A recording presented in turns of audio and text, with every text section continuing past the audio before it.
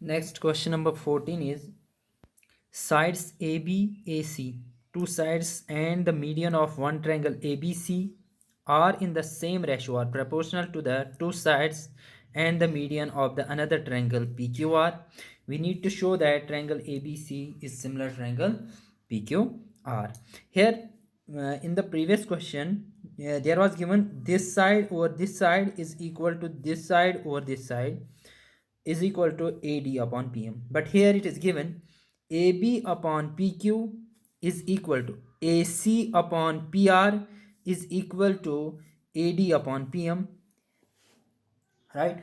Here two sides of this are in same ratio with this these two sides, so we show this angle and this angle both are equal, so including angle and the two sides are in the same ratio, so we can say that triangles are similar by side angle side.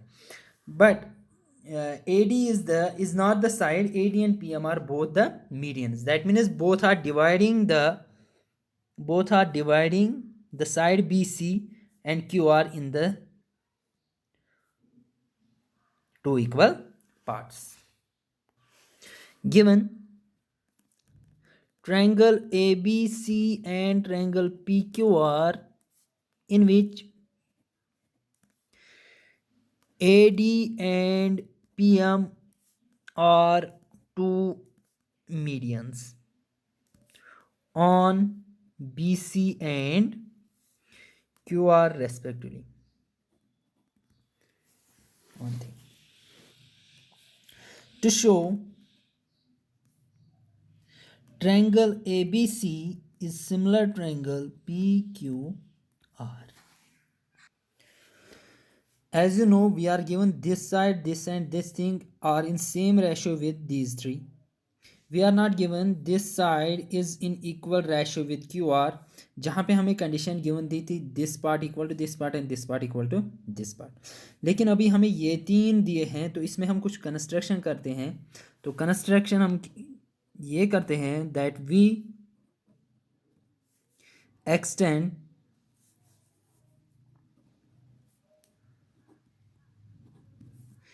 AD and PM to E and say L such that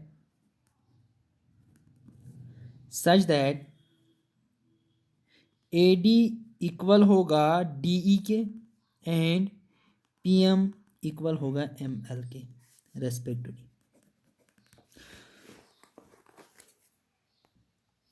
इस तरह हमने join ये extend किया है DE तक और इससे extend किया है अप टू DML तक। सो यहाँ से यहाँ तक, यहाँ से in such a way that this part is equal to this part and this part equal to this part as well. Join. Now we join BE comma CE comma QL and RL. Proof. पूरा ध्यान दीजिएगा। since BD equal है DC के, ये part equal इस part को है, क्यों है? क्योंकि D एक मिड पॉइंट है, इट इज गिवन। तो अगर BD DC के बराबर है, also AD is equal to DE by construction, therefore तो देखिए BD CD के बराबर, AD DE के बराबर, it means D is dividing this and this in equal two parts, both the lines are bisecting each other. This implies AE and BC bisect each other and therefore ABEC collateral is a parallelogram. तो एक parallelogram होगा, क्यों? ये collateral है, four sided polygon. इसमें हमारे पास diagonal जो है they are bisecting each other, ये बाइसेक्ट कर रहे हैं ईच अदर। और किसी कोलेटरल में जब दो डायगोनल्स आपस में बाइसेक्ट ईच अदर करते हैं तो उस कोलेटरल को हम क्या कहते हैं? Parallelogram. This is another property of what? Parallelogram. If the diagonals bisect each other, this quadrilateral act as a parallelogram. तो अब जो होगा ये हमारे पास होगा पैरेललोग्राम। और सिमिलरली जो पी क्यू एल आर होगा वो भी क्या होगा? इज ए पैरेललोग्राम, वो भी एक पैरेललोग्राम होगा। As both the collaterals are the parallelograms, so we know the properties of parallelogram. Opposite sides are equal, तो हम लिख सकते हैं implies BAC जो होगा वो इक्वल होगा BE को, एंड PR जो होगा वो इक्वल होगा QL को। ये वाला साइड इक्वल इस साइड होगा, ये PR इस साइड को इक्वल होगा। Okay, now given A B, ये हमारे गिवन यहाँ पे गिवन है A B upon, sorry I didn't mention here the ratios, A B upon P Q.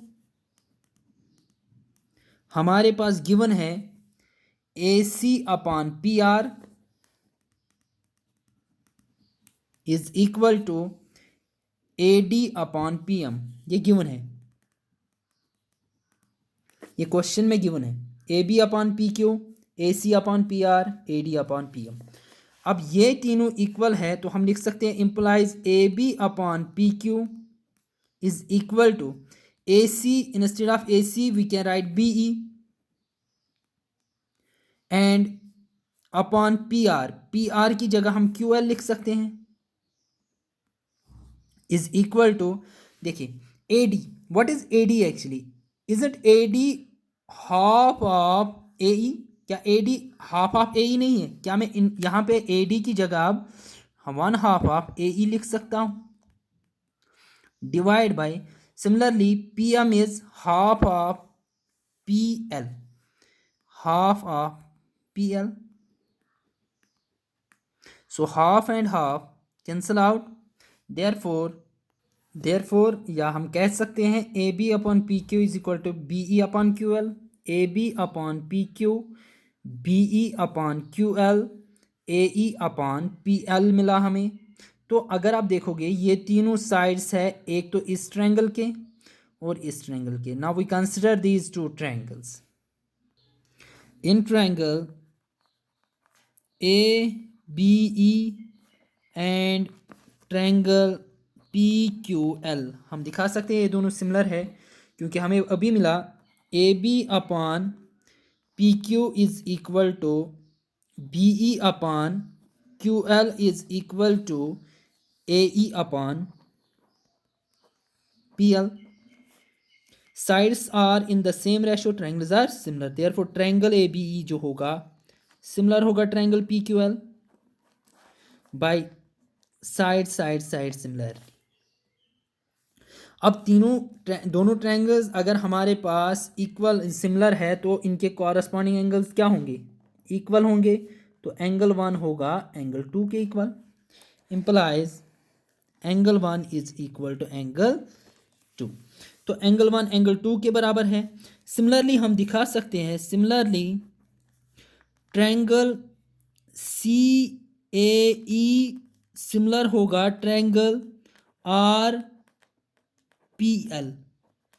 ये वाला ट्रायंगल भी इसी तरह इस ट्रायंगल के सिमिलर होगा। अगर सिमिलर होगा तो हम कह सकते हैं एंगल 3 जो होगा वो एंगल 4 के बराबर होगा, implies angle 3 is equal to angle 4।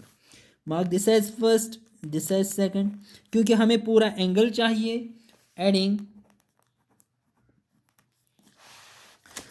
First and second we get angle 1 plus angle 3 is equal to angle 2 plus angle 4.